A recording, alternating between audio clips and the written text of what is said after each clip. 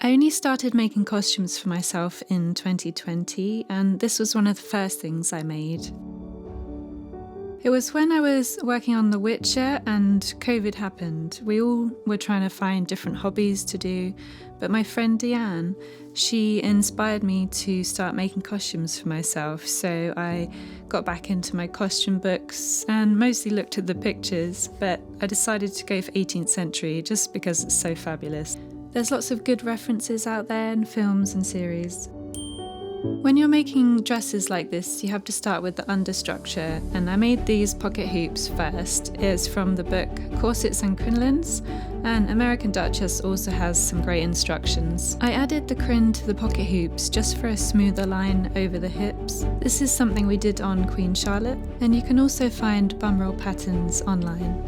I really enjoyed the process of making the stays, but because I didn't have anyone to measure me initially, I found they were quite uncomfortable. This should never be the case if you get the pattern right. I want to draft a new pair of stays with the arc method, but that'll be another video down the line. For now, I'm just going to wear my cottagecore stays. You can see the process of that on my Instagram.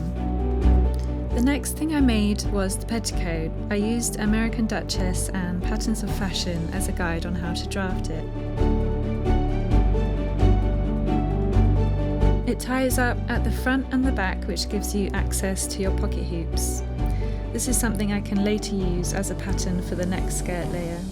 For the bodice, I got my inspiration from Patterns of Fashion, as I really love this look with the peplum skirt. I first made a toile in calico, and I only had a small amount of this fabric for the bodice and had to patch it up in places. I fused the silk and then added a layer of damet, and this just gives a bit more of a structure. Using my reference books, I decided to add in some bones to keep it all straight and smooth over the body. I also added this corset panel, and this helps with getting dressed, and it also helps to sit nicely on the body. I sewed it first to the seam allowance and then sewed it through the ditch.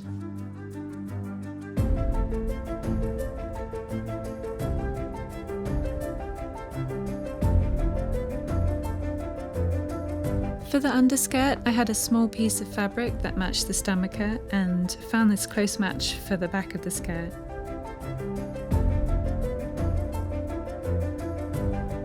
I had to add a piece to the top of the front of the skirt as it wasn't long enough. Once the skirt was sewn together, I used the petticoat to copy the pleats. It does have a curve to the front, and we can later replicate this on the stand so it sits smoothly over the front of the body.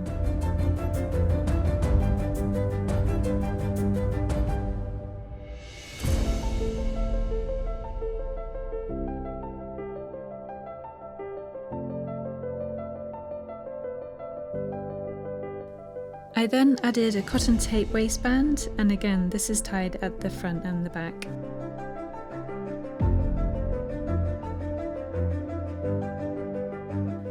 I wanted to extend this skirt so it lined up with the front of the bodice.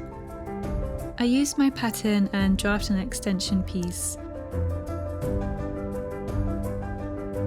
I only had a tiny amount of fabric left, so I had to add another fabric in, but I can later try and blend that together.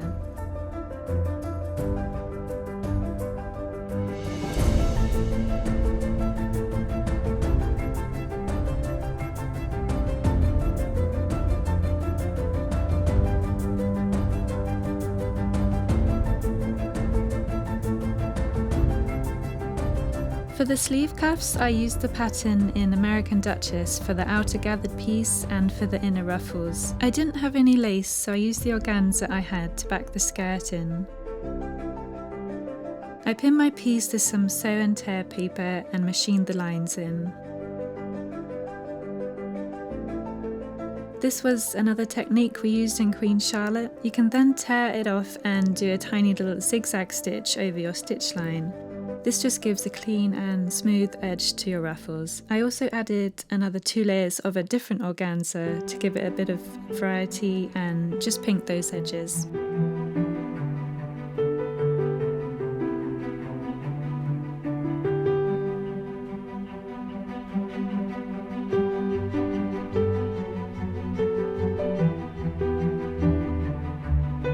The trimming was quite fun to make as I had this great gathering foot. I added some sparkle and very carefully machined this without the foot.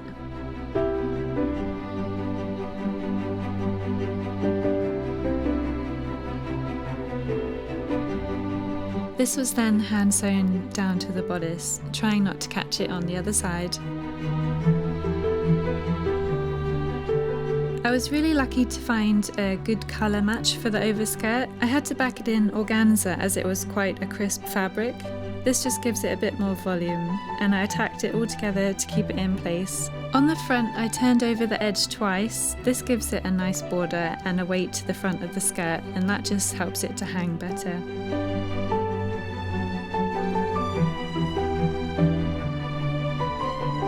I always dread this next part as I'm terrible at maths, but for now I did 1-inch knife pleats and I just pinned that to the bodice just to see how it would sit on the stand.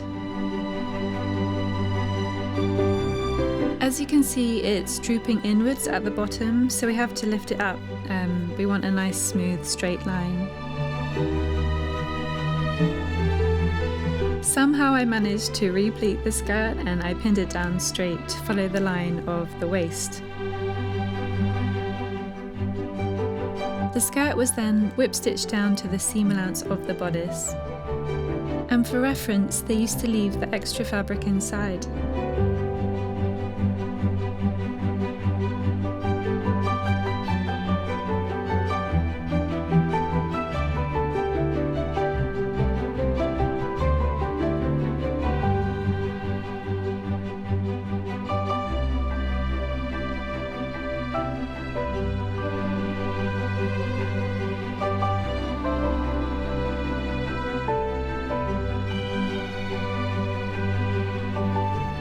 I tacked down the hem first and then slip stitched it down.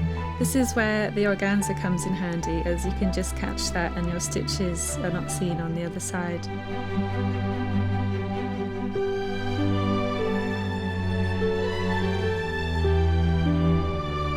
I then added some more trim to the skirt and these cute little swirls at the bottom. I fused the silk for the stomacher and then I backed it in canvas. You can really have fun decorating the stomachers. You can blend two laces together or even use the pattern on your fabric and embellish that to make it stand out more.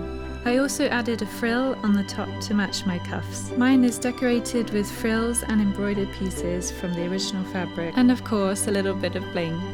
I added these beaded pieces to blend the seams on the bodice skirt. And of course, no outfit is complete without stockings and shoes, and these are from American Duchess. The Bridgetown Ball was hosted by Richy and Nikki, and they did an amazing job at organising this event. Everyone looked stunning and most people made their own costumes. And for me, this was a perfect opportunity to finish mine. It was a wonderful evening and we met some really lovely people.